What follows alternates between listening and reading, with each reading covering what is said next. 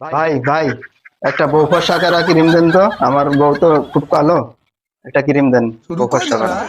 আমার দোকান থেকে ক্রিম লিয়া হাজার হাজার মেয়া ফর্সা হয়েছে, আশা করি আপনার বউটাও ফর্সা হবে। এই লেন ক্রিম, এই ক্রিম মাখলে পারে আশা করি আপনার বউ অবশ্যই ফর্সা হবে 100%।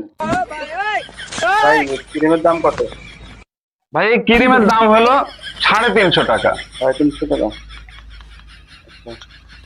টাকা আপনার ক্রিমের দাম।